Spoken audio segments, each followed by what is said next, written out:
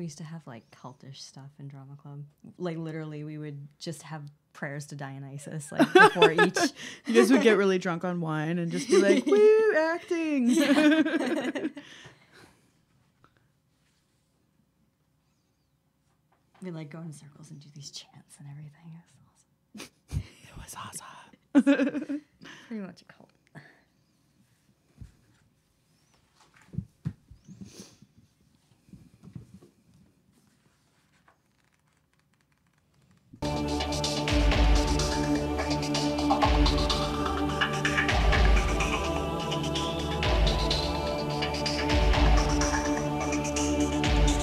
Running through the darkness.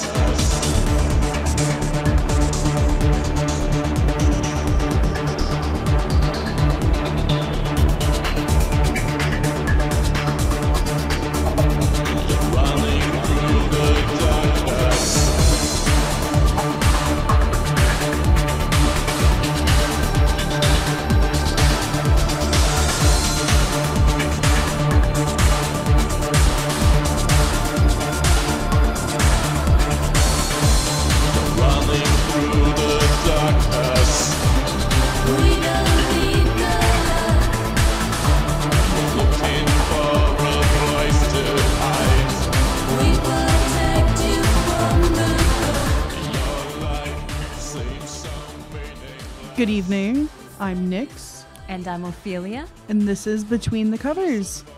Romance. Ravishment. Reviews. Yes. This week we read Disturbing His Peace. Disturbing by His Peace. Tessa Bailey. So yeah, we get a nice. Oh, we get a banner anyway. It's so important. We had to show you twice. Yes. I actually bought that book at an airport as I was traveling because I saw it and I was like, oh my God, this is exactly the kind of trash that we should be reading. And trash it was. And trash it was. By the way, do you like my bat look? It's pretty sweet. My little bat ears. Yeah. Anyway, so this book is by Tessa Bailey, who is a prolific romance author and a New York Times bestseller. Although I'm coming to think that that doesn't really mean anything, because I've read a lot of books that are by New York Times bestselling authors and like... Doesn't necessarily mean it's good. Yeah. And I was going to summarize a little bit about Tessa for you guys, but the about the author section at the back of the book is just so ridiculous that I'm going to read it to you guys. So, Tessa Bailey is originally from Carlsbad, California. The day after high school graduation, she packed her yearbook, ripped jeans, and laptop and drove cross country to New York City in under 4 days. Her most valuable life experiences were learned thereafter while waitressing at Katie's, a Manhattan pub owned by her uncle. Inside those four walls, she met her husband, best friend, and discovered the magic of classic rock, managing to put herself through Kingsborough Community College and the English program at Pace University at the same time. Several stunted attempts to enter the workforce as a journalist followed, but romance writing continued to demand her attention. She now lives on Long Island, New York, with her husband and daughter. Although she's severely sleep deprived, she's incredibly happy to be living her dream of writing about people falling in love. Sleep deprivation is no joke. It can lead to Alzheimer's. Try to get proper sleep and nutrition, everyone. Anyway. That's our side project, is like a health and wellness podcast. We're like, hello, don't drink and smoke, kids. Although I need to get through some of these books. In moderation. I feel like she wrote that, honestly. She definitely wrote that. Definitely. The ripped jeans. So did you meet her husband and best friend, or her husband who is also her best friend? That is very unclear. Okay. That's why I think she wrote it. Well, she should have gotten some sleep. Maybe she could write a little more clearly. Damn, bitch, go to bed. Stop drinking so much coffee. That was for me. Well, so now that we've gotten our author snapshot, Ophelia, do you want to do the honors of letting us in on the plot? Yeah, I'll go over the plot. So Danica is a police academy recruit. She's actually about to finish. I think maybe 1 or 2 months shy of graduation when it starts, is it? Yeah, I think it's a month. A month. And she's first generation Colombian and a stamp collector. After an attempted robbery in Hell's Kitchen with her little cousin, Danica's sexy, hardened lieutenant comes to her rescue and She's not fond about it. assigns her probation with him. Turns out that Greer Burns, the by-the-book, career-driven veteran lieutenant, is actually has a closet obsession with Danica, and he can't get over her curly hair, her fiery personality, or That smile. she's spunky. All right, that's the word. Yeah. So from there, their relationship blossoms from a.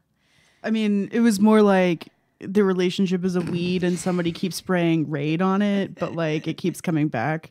Pretty much. They just can't keep away from each other. Yeah, it sounds. Yeah, well, it's a little weird. Definitely, there's some weird stuff that we'll definitely get into after we go over the characters. So, Danica Silva, main character of this book, spunky. She's like the epitome of the strong female lead. Like, has to do everything for herself And for everyone else. like takes everyone's burdens onto herself. I mean, I wonder how much of that has to do with her being like a first generation immigrant. Could be. You know, like she feels like maybe, especially they're in New York, right? Yeah. Yeah. So like maybe she feels like she has to push herself harder because and her father hurt his back or something, and he can't do what he used to be able to. Yeah, so she has to do all the stuff, and like I don't know. I guess I kind of get like her drive a little bit, maybe, but it's a little overplayed. I think like it's too. It hits you too hard in the face where you're like, this is a strong female lead, like, and you're just like, well, okay, I get it. Like, then there's Greer Burns. Lieutenant Greer Burns, aka the Grim Reaper. AKA, wait, he had a few nicknames, didn't he? Yeah, he did. Oh, shit. Forget the other one. Lieutenant Hardass. You know, very no nonsense, like classic. Yeah, and at the beginning of the story, they're doing some physical routines. Yeah, drills of some kind. Takedowns sort of thing. And Danica lets out a little moan when well, she volunteers. Everyone. She like volunteers to be the guinea pig. And so Greer like flips her and is like lying on top of her, subduing her. Yeah. And she straddling her. Yeah, she like moans. Oh my God. Half moan, half cry. I don't understand that. There's a lot of stuff that I didn't understand about this author's writing style. So let's go ahead and blow through the rest of these characters. Charlie Burns, who is Lieutenant Greer Burns' younger brother. But he's the romantic one. He's the romantic, the dreamer, the idealist. Jack Garrett, who's Danica's like best friend from childhood and a recovering alcoholic. There's the girl that Charlie's dating, whose name is Ever. And Ever started out as a friend with benefits, but Charlie explains that that's impossible. So, and he's so in love with her. She's the gourmet chef. Oh, wow. Red velvet or carrot cake. Well, Danica's not feeling the vegetables, okay? And then Jack is dating an Irish chick named Katie. So Ever and Katie and Charlie and Jack. Oh, wait, no. So Danica actually lives with Charlie and Jack. But Ever and Katie are like always over. Yeah, and like she's friends with them too. She's friends with them, but they're all like the four of them. Well, no. The two couples separately are like always fucking and Like Danica's very over it. She's like over Didn't she how say everyone she needed, like scent spray or nose plugs or something? No. That was something else. She needed earplugs. She was like, Greer said I should get nose plugs, but I'm thinking about investing in earplugs. She's not feeling the lovey-dovey atmosphere. And then there's like Danica's parents and Danica's cousin. And then some like really minor mentions of other characters. But I think... Robbie the cousin? Yeah, Robbie. Mm-hmm. Just sounds like a scumbag name. He gets in trouble with some sort of gangsters. I would call them gangbangers. Like gangbangers. They're like kids who want to be gangsters, but like aren't. Maybe.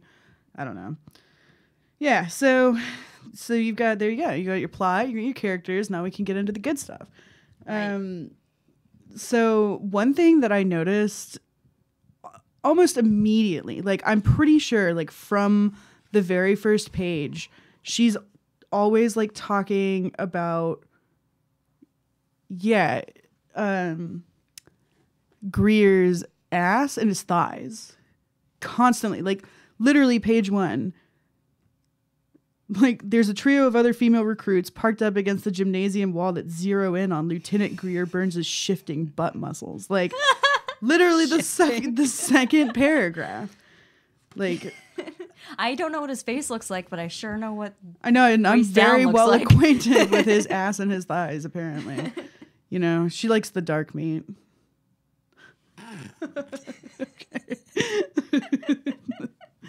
No, but like consistently, like she's fantasized like I wonder what his thighs feel like. Oh, like, you know, his butt is this, like his pants look like this on his butt. And you're just like, okay, girl, like we get it. It's just like a little too much. He's not all brawn though. He does have some emotional capacity. He runs a PTSD book club with his fellow cops. Yes, that's true. That's kind of cute, though. I wouldn't, you know, I don't have a problem with that. I like reading. Yeah. I would be attracted to somebody who did, like, if he's like, oh, by the way, like, I run a book club. I would be like, ooh, I'm into it. And he's like... And then she's worried if there's women in the club. She's like, wait, who's in the book club? And you're like, bitch, you guys aren't even together. Relax. It's all men. It's all cops. Yeah. Also, the whole stamp collecting thing, like... The Elvis stamps. Got a little ridiculous. So she wanted these Elvis stamps that were coming out. But she couldn't go get them because she was too busy running errands for everybody and their mother. So Greer, to impress her, goes to the 4 post offices. Finally, there's this old lady in front of him who buys the last book of Elvis, special edition Elvis stamps. So he offers her $100. She won't take it. $300. She won't take it. But... And then he's like, well, it's for this girl and she's mad at me. So like, oh. And then the old woman's like, oh, well, you can come clean my 9 cat litter boxes or some shit. It's just like, okay. Yeah. So it's like the stamp collecting thing didn't really get mentioned until later in the book. And then it was like the Elvis stamp thing happened. And then it was mentioned again, like at the end when they like were not together. Quote I couldn't find where she's talking about the scalloped edges on the she like goes. She's very into the description of these stamps. Scalloped edges. I feel like maybe Tessa Bailey was putting a little bit of herself in the character. She clearly likes stamps. She's like, oh, this crisp special edition Elvis, the King, and you're just like, the okay. King, right? Okay, it's a stamp. Like, she wouldn't settle for the Marilyn Monroe one. Yeah, fuck that bitch. It's all about Elvis. Weird. Oh, one time about the book club again, I forgot. She gets wasted one night with Ever and Katie, and she decides to go see Greer, even though they told each other off because they're worried about them getting shot or I don't know. Yeah, he was worried about her getting shot, but she broke up with him first. Yeah. And then she shows up completely wasted at the book club. The night before, like, she's supposed to be at the police academy. Yeah. Like, it's a school night, and she shows up at his house wasted. At, like, midnight. Yeah, yeah. And she's, like, yelling at him in the stairwell. And she looks at all the cops are turn around watching. Yeah. And he picks her up and carries her in. And, like, he puts her in the kitchen. He's like, sit here. Here's a Snickers. Is like, did Snickers pay you to like write this Yeah, part? there's a lot of mentions of Snickers. Well, like he goes out and buys a bunch of Snickers, like without even knowing if she likes them. He just buys a bunch of Snickers, and then he's like, "Hey, do you like Snickers?" Oh, and then she gets on a yogurt kick. Yeah. So he keeps buying her all these yogurts. And then she she won't eat doesn't them all. like them and moves on to Yeah. French toast or some shit. Oh my god.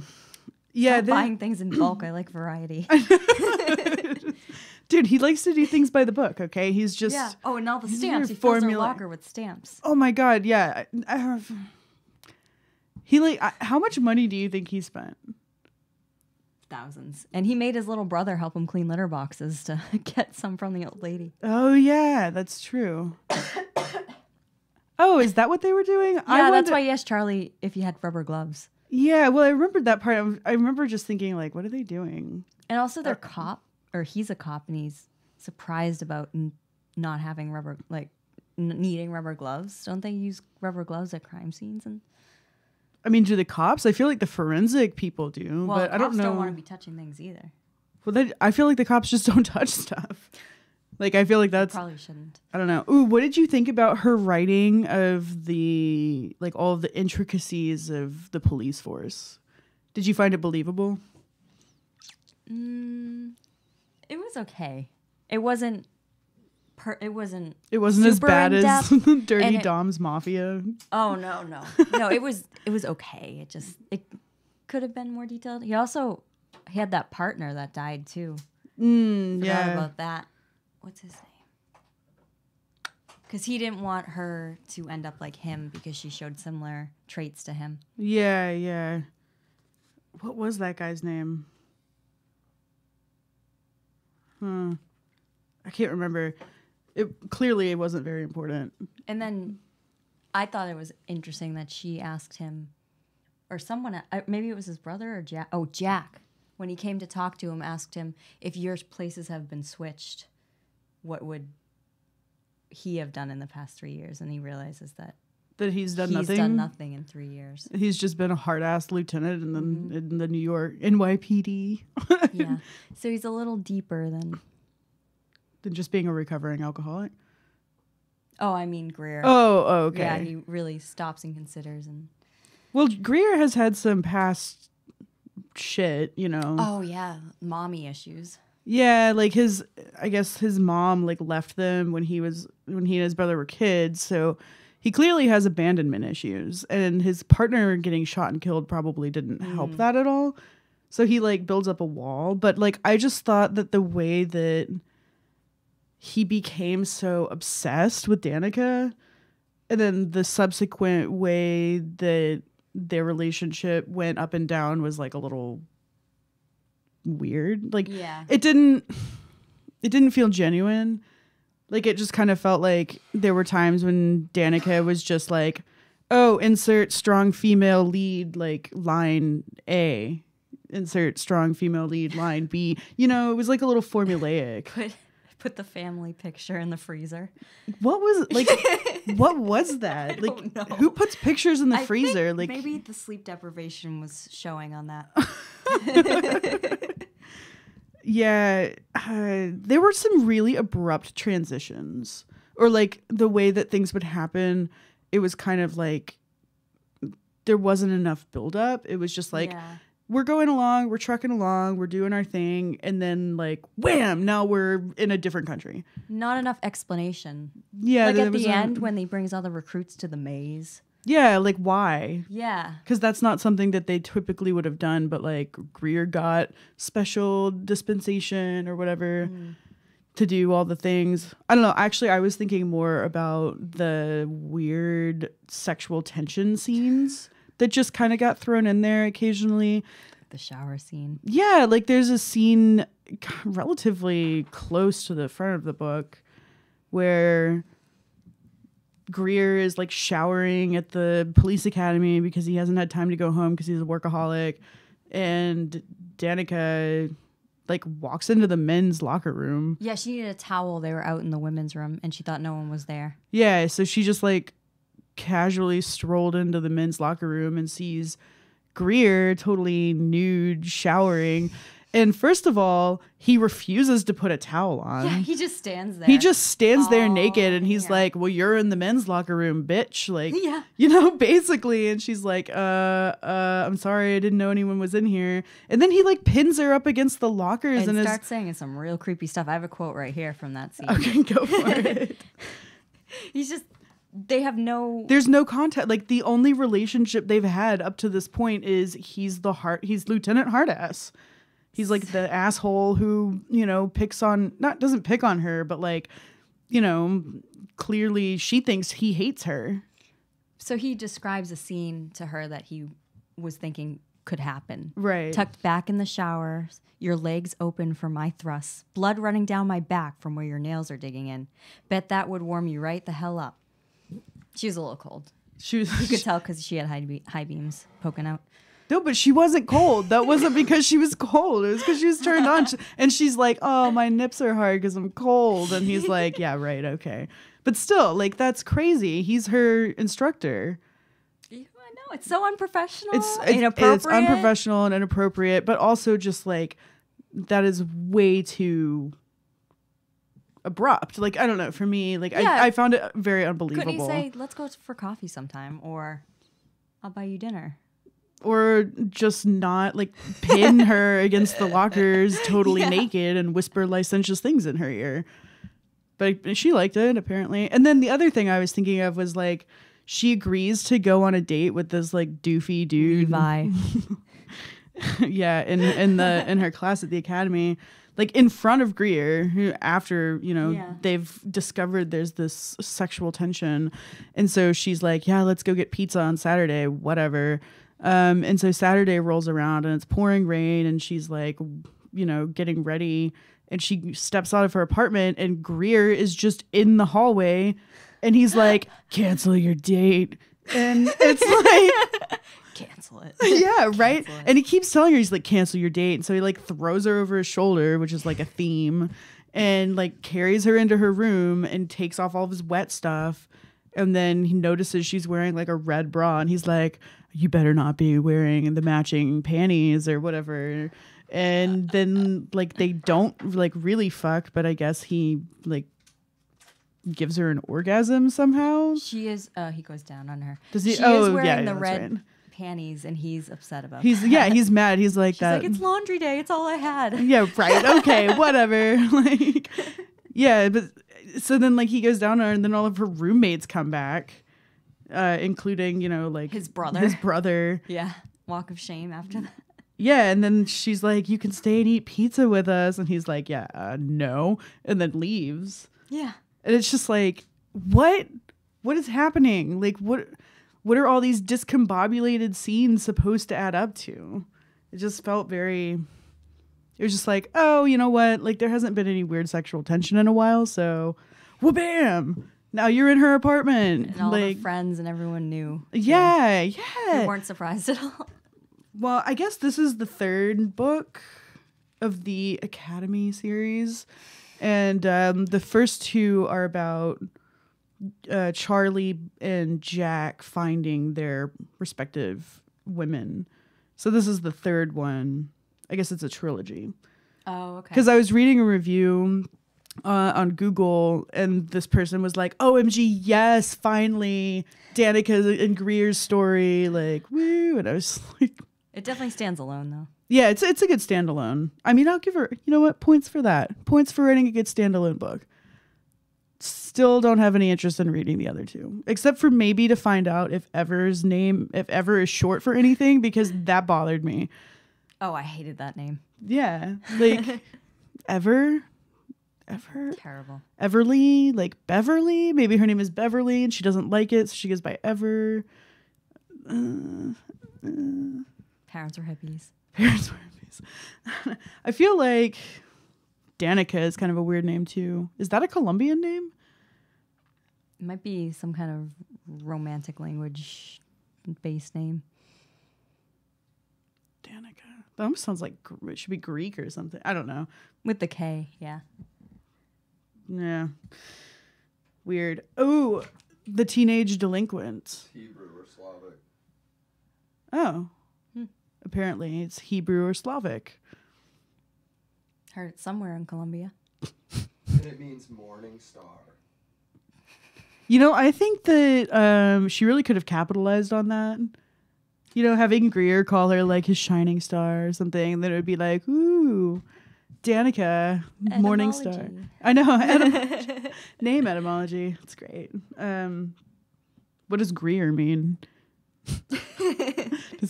What is Greer? Like Greer. We're waiting for you, Scorch. Yeah, Scorch. Hop on it.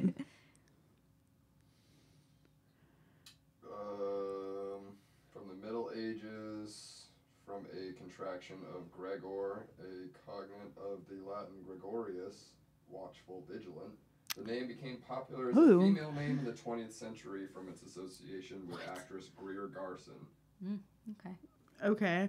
So Vigilant? Greer means vigilant. That's good. Yeah, that actually makes sense because he's like a hard-ass lieutenant in the police force. So, all right. I'll give you points for that too, Tessa Bailey. I doubt it was intentional. Oh. Don't bring her rating down any more than it is. Okay, yeah, so the teenage delinquents that are like gonna beat up her cousin because okay, so I was never clear on why they were gonna harass her cousin. So the cousin just got a job at the yogurt shop, and they were asking him all these questions to do an inside job, like what time does it close, when do you lock the doors, all this. So they were hanging out waiting for him to close up so they could fake a robbery, sort of. He would but just he give them didn't- money, but he would say that he got robbed. Yeah, but he didn't want to be a part of that. Yeah. So he called Danica because that's what everyone in her family does is call Danica. And so she showed up alone and unarmed. And then one of the kids had like a gun. But then, these kids posted about it on Facebook. They were like, oh, we're going to go rob this yogurt store. Of course. And so that one of their moms called the police to tip them off. But for some reason, Danica gets booked and taken to like a holding cell. And then she like gives Greer's name. She's like, you know, I'm at the academy. This is my supervisor or whatever. And then he like comes and bails her out. But he like makes her come along on probation. He tells her, I can just take this right off your record, but I'm going to make you come on probation with me. Come on probation. Oh, he does. Oh, he Under does. the bridge. Well, like, first of all, why the fuck would you take an unarmed, untrained, cadet along on a ride along to where an armed robbery is happening? Like, she doesn't get shot or anything. He does. He's wearing Kevlar, so it doesn't matter. Shot. He gets shot, which I was just like, okay, well, here we go. And then he's like laying on the ground. Yeah, she's really mad that he laid down for too long. He was just on the ground like, Being what have I dramatic. done with my life? Pretty much. So, yeah, weird. It just seems like a bad idea. Like, clearly they had determined that there was attraction there. Mm-hmm. So, like, why is he putting her on probation where she has to call him every day and be like, this is what I'm doing? Like, you know, this is where I am. I'm at And then home. he never answers He any never of the answers calls. this. But he listens to all of memorizes her the fucking... voicemails. Oh, my He God. memorized them, and he repeated one back to her. She was like, oh, my heart is melting. He just repeated a voicemail back at me. Oh, my God. Whatever. My gosh. Completely ridiculous. Yeah. All in all, I feel like things were kind of all over the place. Like, the storyline was not super cohesive. Like, the jumping from scene to scene and, like, character motivations for, like, why they were acting the way they were acting. I didn't feel very invested in the characters. Or the story, honestly. Yeah. Like, and it was a little predictable. Oh, yeah, definitely. You know? Obviously, they were going to end up together. Well, No doubt. Well, no shit. I mean, that's what happens in romance novels. Although she wasn't pregnant at the end of this one, which is like, yes, finally. But I don't know. Do you have any relationship advice? I had some advice. To Greer, he's so worried about the people around him getting hurt that he doesn't let himself live. Yeah. So he just needs to loosen up a little bit because Does he need people to get hurt. song You never from the know, Frozen movie? but anyone could get hurt in any relation. Yeah. Any- Well, that Life is Pain, Greer. Okay. Yeah, just find something that makes you happy. Like you should Danica. have just stopped resisting. Yeah. And to Danica, I just wanted you to say no once in a while. You don't need to fix your mom's vacuum at 8:00 at night on a Saturday. You could be out on a date. You could totally go out on a date. Yeah. Although it is revealed later that her mom like breaks things on purpose to get her to come over because she thought that Danica was so driven by being busy all the time that if she just invited her to come over and like ride bikes or something, that she wouldn't come. But then they end up going on bike rides together. Every Saturday. Just kidding. Yeah. No, that's good advice. I would agree with that. Did you write Mommy will understand? Oh, yeah. Mommy will understand. Yeah. Okay. And she did. Well, I know you read one quote already. Did you have another one? Oh, or? I did have another one, actually. This one is about how horribly sickening, disgusting they are when they're together at the end. This is from Greer. This is a game we've been playing, seeing who can use the words our, we, or us the most times in a sentence. It's a fun game, okay? I never want to stop playing it. Also, I win most of the time, which leads to her fake pouting. Hey, Scorch, can you get me a bucket? I need to throw up for a second. Horrible. What is the name of this game? I don't think they have a name. It's the our, we, or us game. How fucking sickening is that? It's horrible. And I don't mean like sickening, honey. I mean like, but that makes Yeah. me feel sick. Yeah. Like, gross.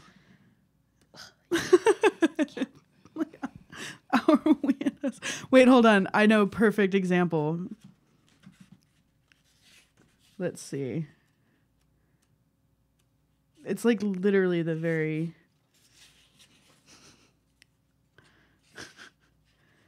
Let's see.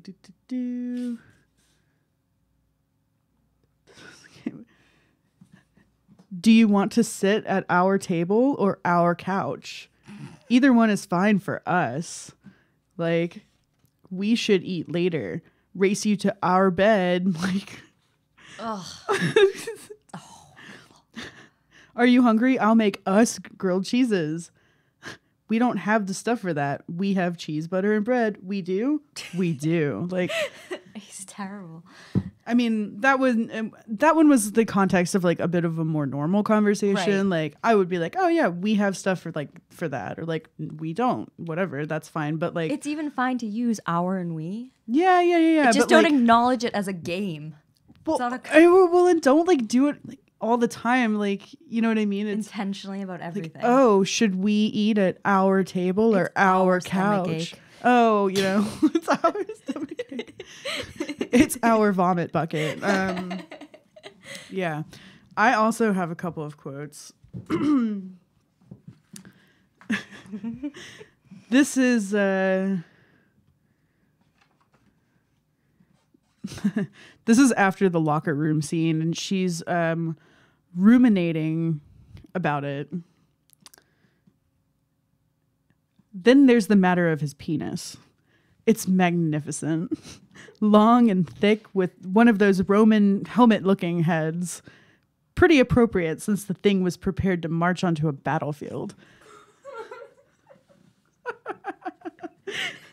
Because I just pictured The one with the spikes on it. Hey, wait, Scorch, will you pull up a picture of a Roman helmet, please? I just really need people to visualize like this, what we're talking about here. What? I mean, I guess it's like the fourth or fifth one. The one without the fan on it? Yeah, not the Yeah. one with the fan. Yeah, like that one. This is I can only surmise that this is what she means by a Roman helmet looking head. Oh,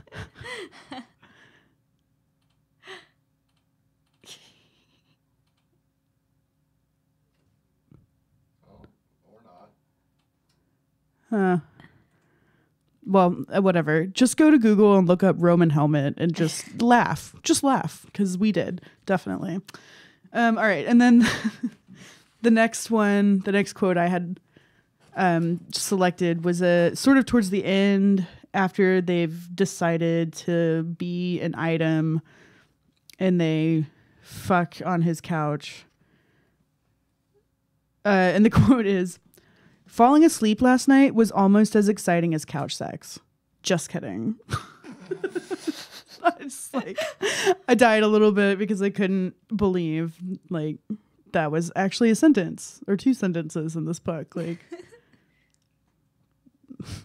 traveling to Sleepy Town with the lieutenant was Traveling to Sleepy Town? Wait. amazing. Yeah, traveling to Sleepy Town.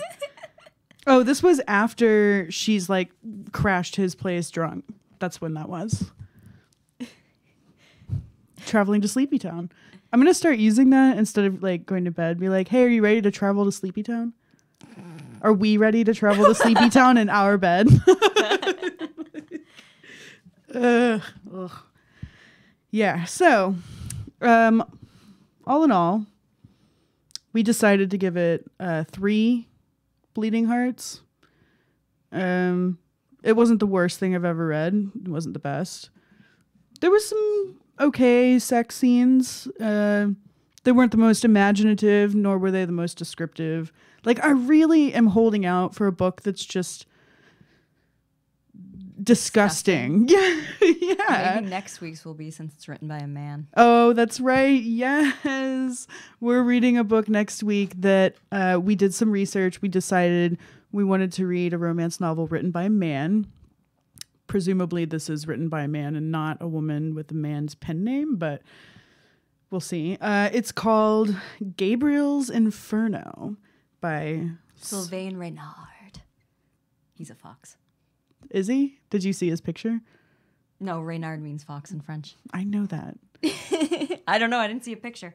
Oh my goodness. Yeah, so we're pretty excited to get into that. Professor student love sort of thing. So I have to break out the like gothic schoolgirl outfit, right? Or do you want me to go? Be a sexy professor. Yeah, I could be the professor. You could be the schoolgirl. I don't know. I feel like you have a pantsuit somewhere. I have a schoolgirl outfit somewhere. No, who doesn't have a schoolgirl outfit somewhere? Just a shirt and a skirt. What does that it's look not for? like a for real schoolgirl outfit. Oh, really? You have one. That's Okay, it was a Harry Potter costume.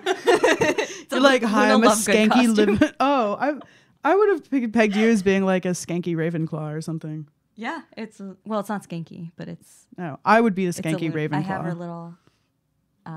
Wurmple ear, whatever. Not the Wurmple. That's a plums or Pokemon. something. Oh God. Or radishes. That's what they are. Oh, they are. Yeah. Okay. We're getting a little sidetracked here. Although at some point, if any of you guys have any fan fiction suggestions, we would love to read some terrible like Harry Potter fan fiction and review that. But so moving on, let's do our plugs. So here you can see at the bottom, those are our personal Instagram accounts. You can follow us there. You can follow us as the podcast on Instagram at Between the Covers Podcast. We are on Facebook as Between the Covers Podcast. We are on Twitter at Between_Covers. And we have an email address, betweenthecoverspodcast@gmail.com. You can email us whatever you want. We'll email you back. I promise. Pinky promise. We are now on iTunes, so you can find us Between the Covers Podcast there.